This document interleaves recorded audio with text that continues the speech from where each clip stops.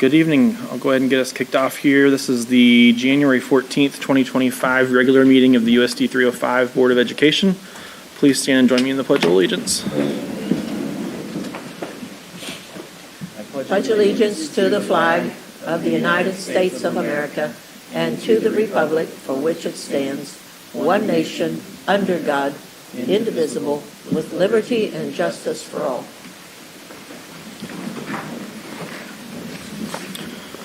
There is an addition to the agenda with an amendment to the personnel report that is at your place.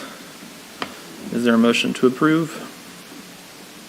I move we approve the agenda, Mr. President. Thank you. And a second.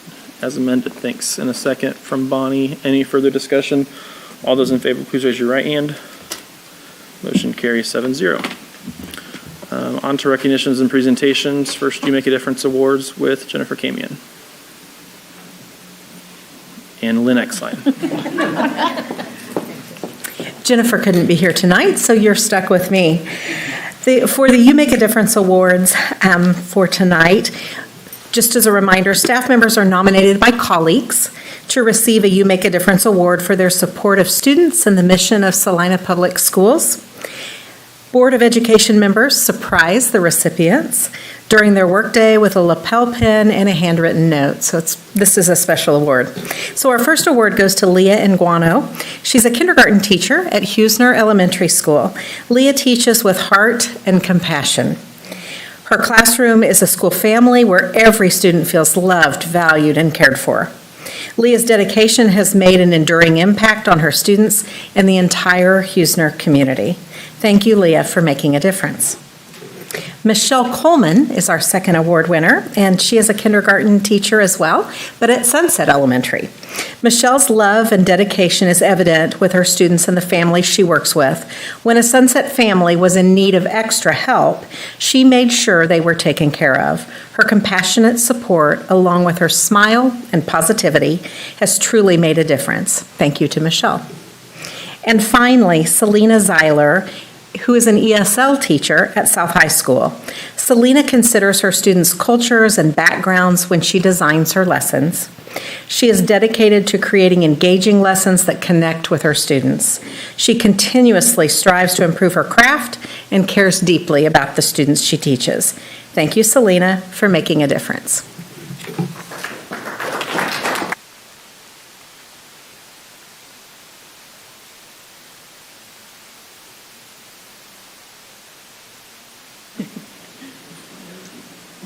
Next up on our agenda, item 4B, a visible learning update from Lakewood Middle School. See Scott Crispin here. We are going to get you hard copies so that you can see the presentation in case. So hold on.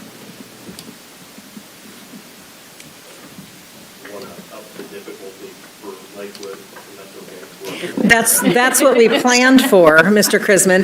We said, how can we make your life harder? I appreciate you inviting us with the opportunity to share about our visible learning process so far this year. It's been really great.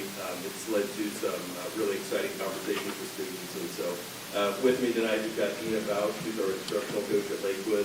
She does a tremendous job, and she can talk a little bit more about the teacher perspective and how she works with math department and our other departments on visible learning. If you look in your handout here, I'm not sure if this is working yet. Yeah, sure it is.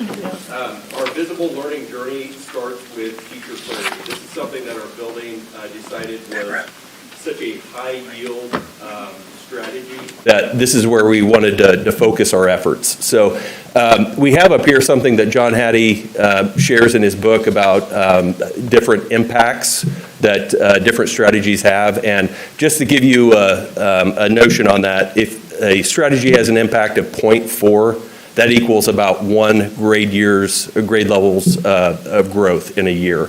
And so teacher clarity, you can see, is a 0.85, so that's much greater than that. And so we thought it would really behoove us to spend a good portion of our time just focusing on that simple strategy. So we looked at teacher clarity, and I'm a big believer of what gets measured gets improved.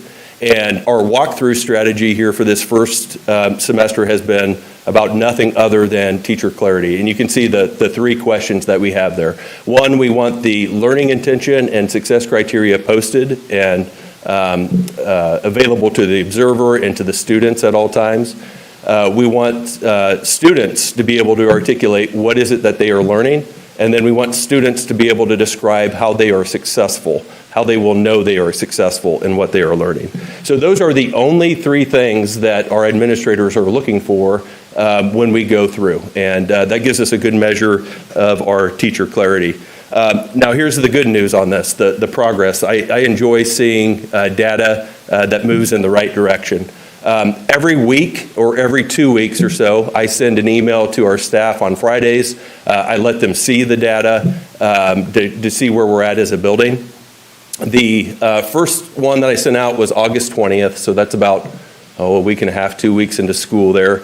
And that first pie graph there is just the learning intentions are posted, and the blue is yes, the red is no. So at that time, it's beginning of the year, we only had about 67% having both the learning intention and success criteria posted. But by September 27th, you can see how much that number jumps.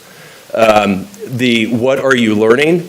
Boy, students looked at us like we were crazy, that we were asking them that when we were in there. Like, what are you asking me for? But they started really getting into that and getting used to that. So the very first time that we did that, again, the sample size is pretty small there, but about 67% of our students were at a 1, meaning they could not tell us what it is they were supposed to be learning there. And then when you look at how will you know that you've learned it, and an even greater percentage was at a 1. They wouldn't be able to tell us how they were successful.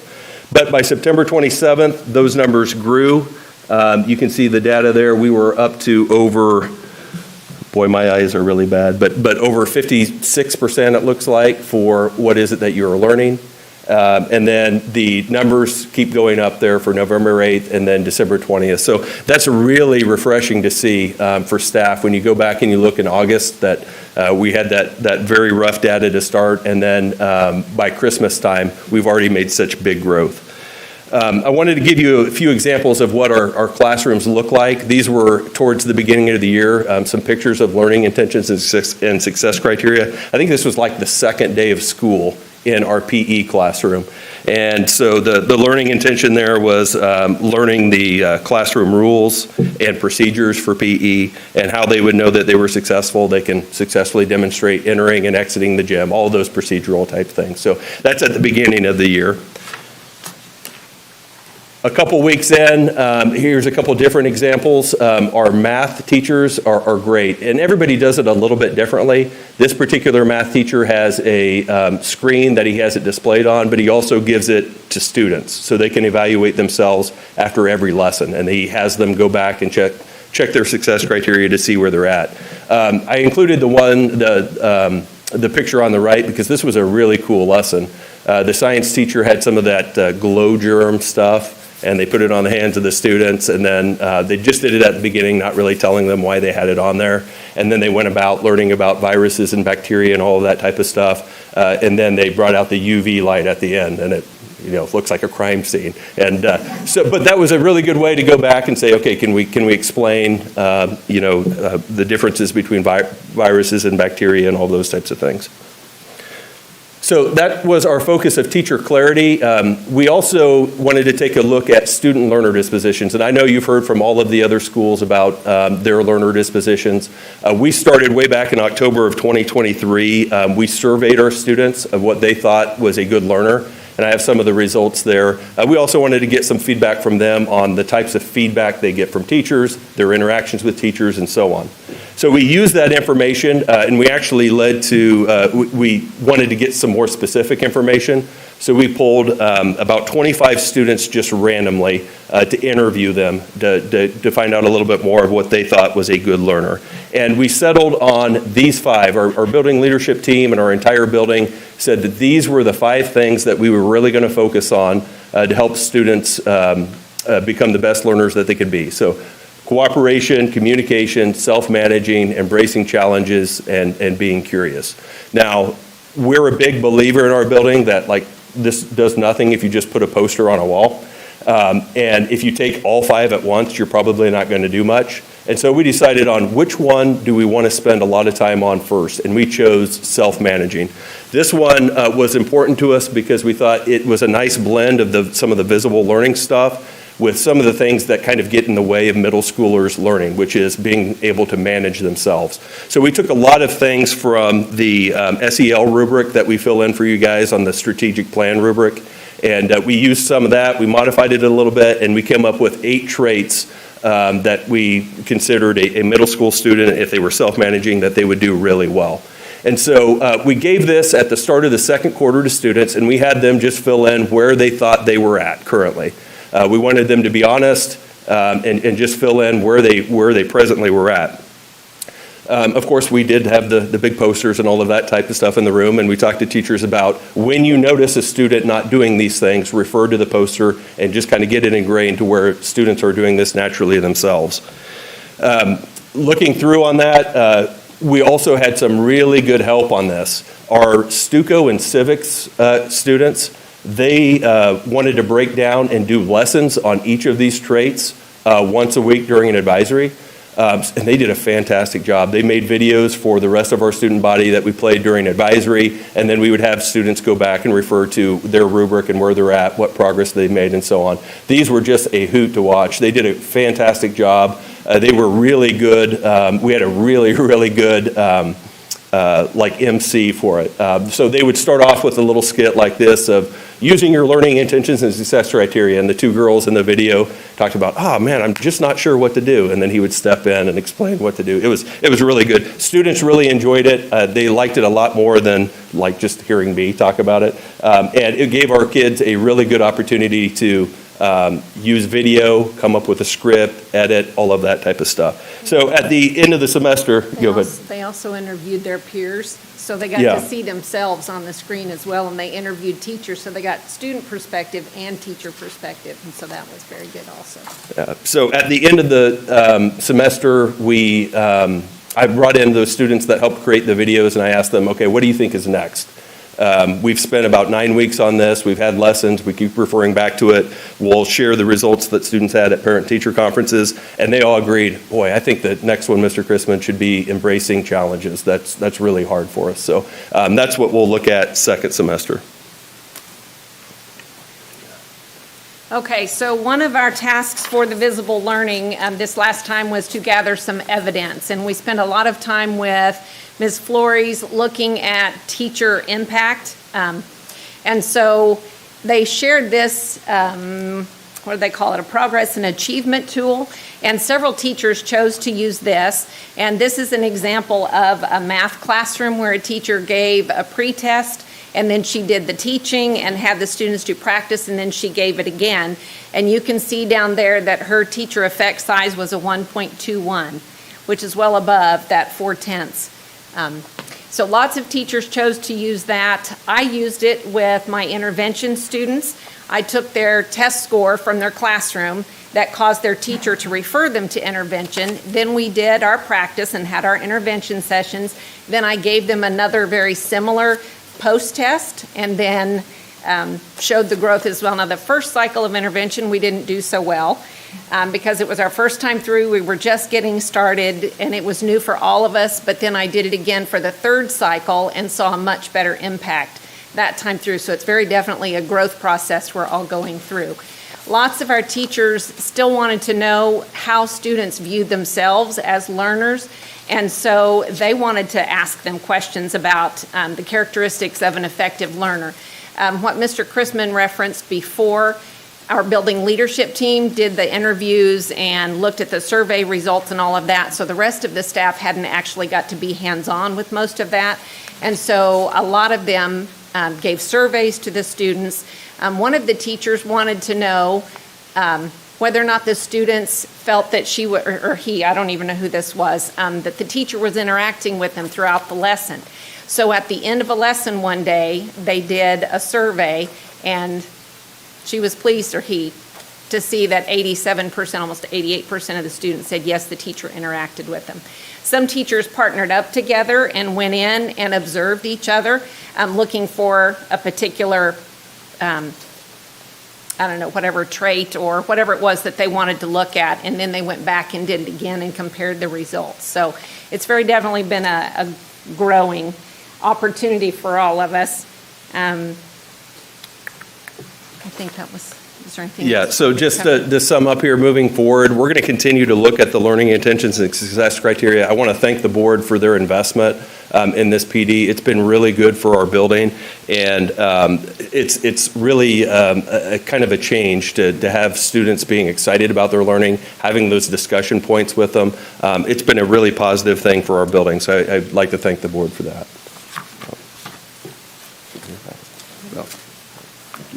Questions from anybody?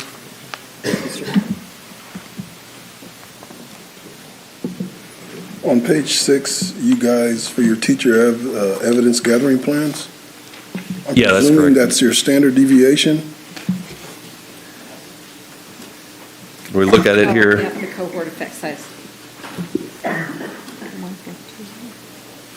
Was that? Oh, yes, yeah, so are you looking at the cohort effect size there? Right, was Yeah. that, was that your desired standard deviation, or is that just based upon? So that's based on the numbers, and again, we're basing it off of .4 being like a one-year growth strategy, so a 1.21. I don't know if it's exactly a perfect match, but it's about 3 times what we would want. Now, that's not perfect because we're doing pre-test and post-test, and so kids have never been exposed to this before. It's kind of natural to have more of a growth there. I think I'm answering your question, maybe not. Well, I was just looking, based upon the standard deviation, what your variances are, understanding what your fluctuation can be, realizing that it can move 1.5 standard deviation and still be Oh, under yes, control. yeah. I was just wondering what your desired standard deviation was, because that standard deviation was fairly high. Yeah, and I can't really tell you that, Mr. Gardner, what it is. I think it would be, if we compiled all of this teachers' classes together, maybe that would be a better way to have some more reliable data. To be honest, they gave us this tool, and all we do is plug our numbers in. All of the formulas are already built into it. And so as far as figuring all of that data ourselves and actually looking at what each of those mean, we've not gone beyond this part of it yet. Yeah, and that's a good point. The sample size is pretty small there. If we combined all of the classes there, that would be much more reliable. Anyone else? I might ask real quick, first off, not only did you deal with the PowerPoint piece, but you got your peers here. I didn't see you come when they presented. How did I choose this date? So, you talked about the students' reaction and their engagement. What's the reaction you're seeing from the staff? It's positive, because one of the things is visible learning is about knowing your impact. And we just ask teachers to reflect on what is the impact of the strategies that you have. None of this is brand new. It's just a different way to think about it. So we've always done learning objectives and things like that. What benefits our students is having the scaffolded success criteria. And what we want is critical thinking, independent learners, and that helps them because now it's not the teacher walking them through every step. They can go back and refer to the success criteria and say, hey, this is where I'm off. So they've been very pleased with that. Thank you, guys. Thank you. Appreciate you coming.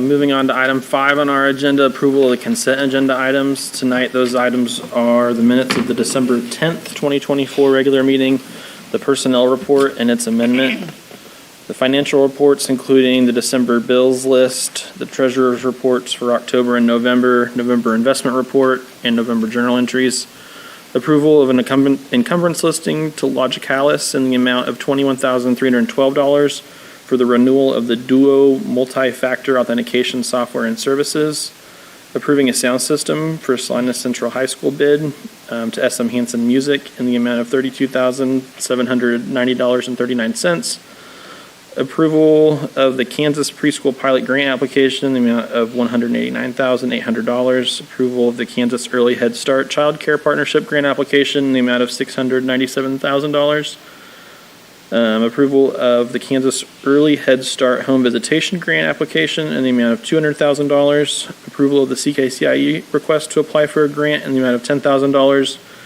Approval of the resolution to establish election of school board officers, and approval of the resolution to establish regular board meeting dates. Any questions on those items? Yes, ma'am. I move that we approve the consent agenda as presented. Thanks. In a second. Jim seconds. Any further discussion? All those in favor, please raise your right hand. Motion carries 7-0. There were no requests to speak at public forum. On to action, and just one item tonight, 7A, a modified meeting resolution.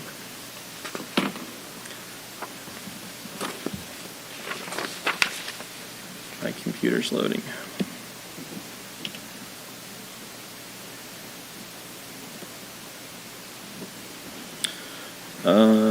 Because of a conflict related to the superintendent search with our February 11th board meeting, we have a resolution in our packet to amend that regular meeting to February 18th. Questions, comments, motion to approve? You're on a roll. I move that we approve the revised resolution to establish regular meeting dates with the February 11th, 2025 meeting date replaced with the February 18th, 2025 date as presented. Thank you. Deanna seconds. Any further discussion? All those in favor, please raise your right hand. Motion carries 7-0. Audit school board reports and upcoming dates of importance. Upcoming dates for board members to keep an eye on: Thursday, January 23rd, we have a work session here at the district office at 5:30 related to the superintendent search. Tuesday, January 28th, another work session here at the district office at 7:30 related to the superintendent search. And a special board meeting Monday, February 10th at 7:30 a.m. here at the district office related to the superintendent search. Start with Scott. Any board report? I attended one meeting with Paul, but I'll let him present on that because it's his normal. I'm just a backup.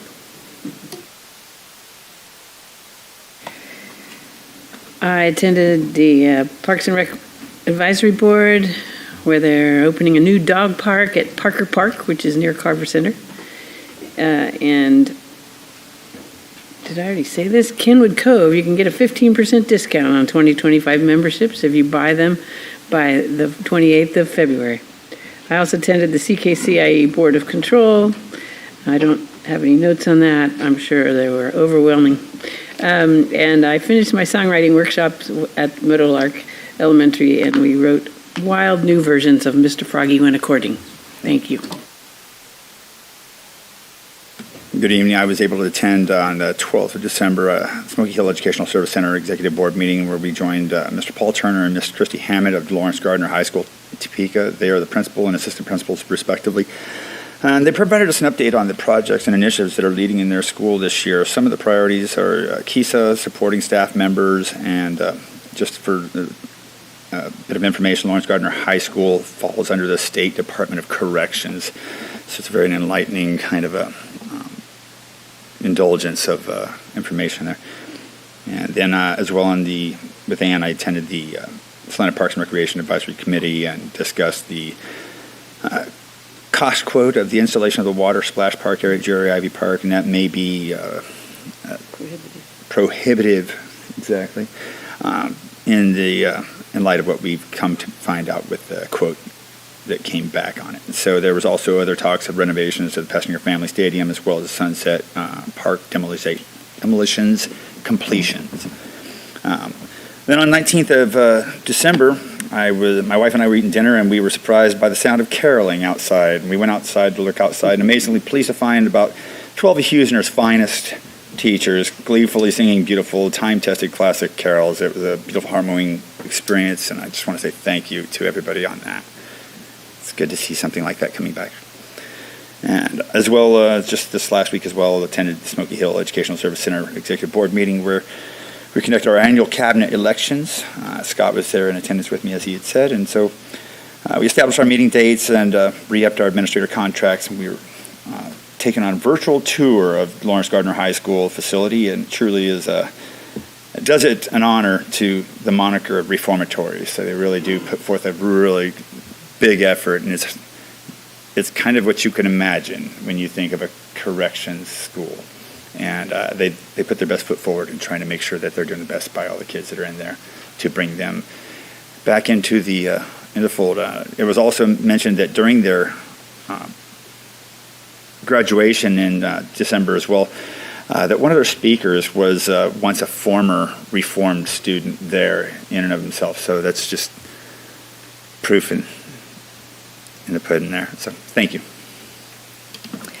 I too would like to thank you, especially Lori, for the caroling. That was really sweet. It was very fun. I attended the mock interviews at South High School, participated in those. I have nothing because my 2 board meetings were canceled because of the weather. I have no committee reports, but I real quickly would like to say thank you to our maintenance and operations staff and administrators for all the hard work, all the flexibility that's come in with the recent weather. So, thank you. I presented You Make a Difference awards to the 3 staff members that Superintendent Exline recognized earlier, and that was a great experience. One classroom with students, and got to see the range of emotions that our teachers get to manage in a classroom each and every day. And had carolers from Hughesner at my house. I was not home. If you would like the video, Venmo at Gabe Grant, and I'm happy to send that your way from my doorbell that they left. So, on to our superintendent's report. Okay, just a couple things. On Thursday, January 9th, we were able to go out to Coronado, and the Commissioner of Education called and announced that Emma Lidstrom, one of our grade 3 teachers, is actually a State Horizon Award level winner. There are 32 in the state of Kansas, and Emma is one of them. And so that was just really fun to see her kids' response to hearing Commissioner Watson call and announce that news. And she'll be able to participate in the Kansas Exemplary Educators Network as a result of that award, and there will be an award banquet for her. And so that's really special. That is for teachers that are in their second year that have shown great excellence in that first year of teaching, and so it is. That's a fun one. The other thing I wanted to say, echo what Jim said. I want to thank our operations staff for their work. My land, they moved a lot of snow. They put out a lot of ice melt. They were dealing with ice, and I can't say enough about how hard Paul and their crew worked. Oh, just like for 1 minute. The other thing I wanted to say thank you to is Shanna and her staff. We found out before the weekend that that the trainers for visible learning were not going to be able to make it because of the storm, and so they really quick worked to revamp what was supposed to be a district-wide in-service for Monday. And then the principals were all ready to deliver that in-service for themselves, and so that was a huge left turn, so thank you to our principals. And then I ended up canceling.